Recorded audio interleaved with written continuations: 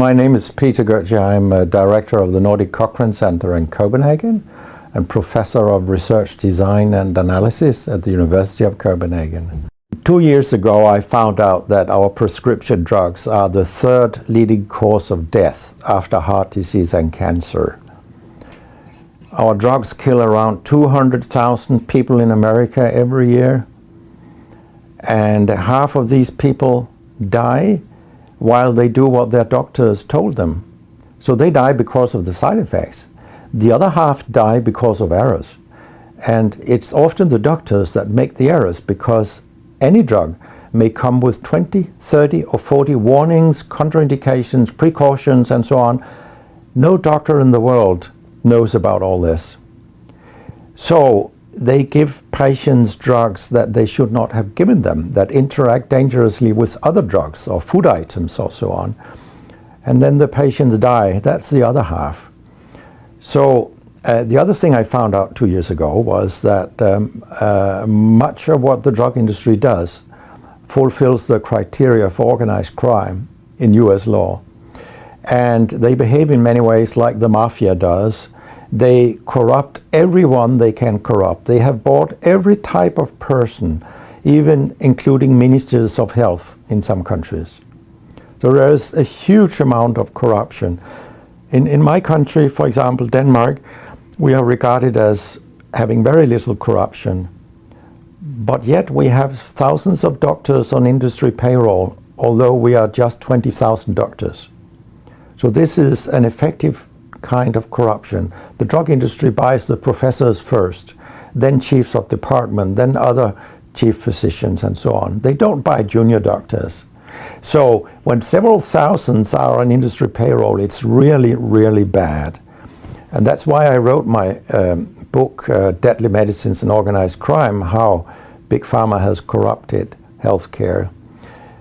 I hope to convince patients not to take so many drugs, because so many die from the drugs they take. In my country, people take so many drugs that every single citizen can be in treatment with 1.5 drugs from they are born till they die.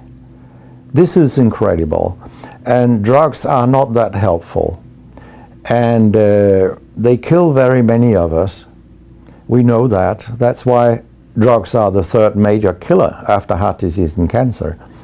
So what we need in the coming years is to take far fewer drugs than what we do currently. If we did that and we were careful, then we could live longer and live better lives. Because drugs have many side effects, and patients often don't realize that when they become worse, that it could be a side effect of the drug, which they continue taking because that's what their doctors tell them.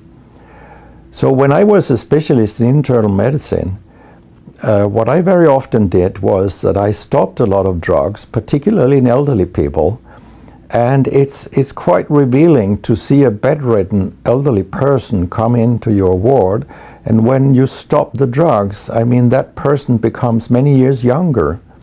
And many of these drugs affect the brain, and old people tolerate that very, very badly.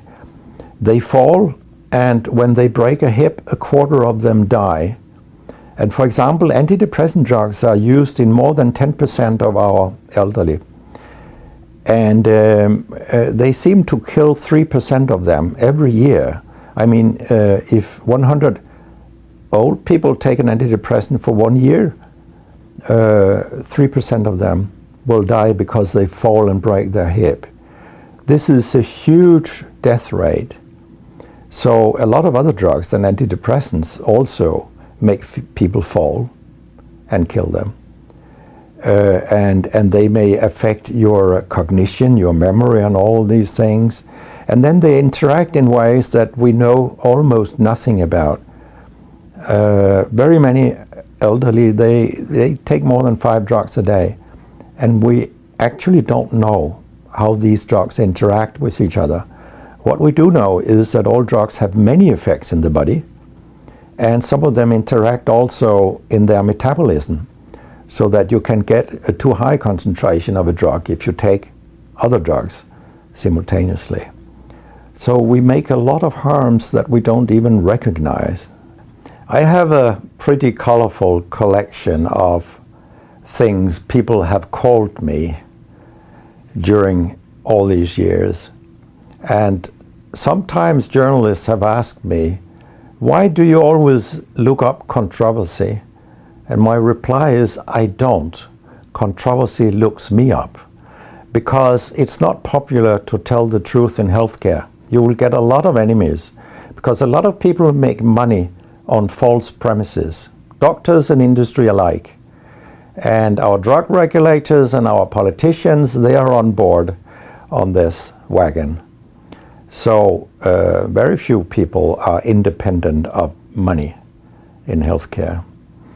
And of course, I have attacked a lot of holy cows during my career, and people have screamed loudly.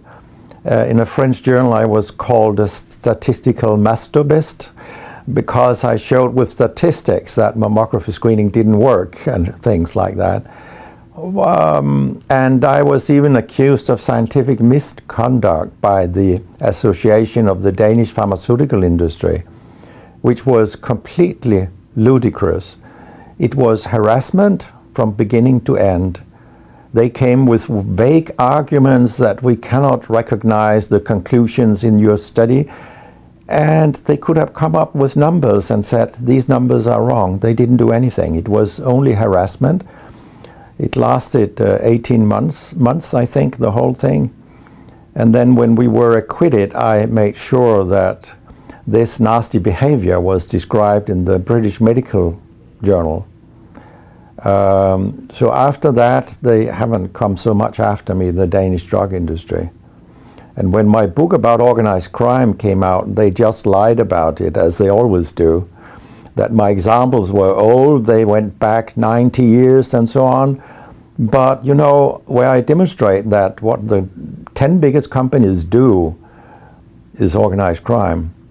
These examples, they were from within the last 10 to 15 years.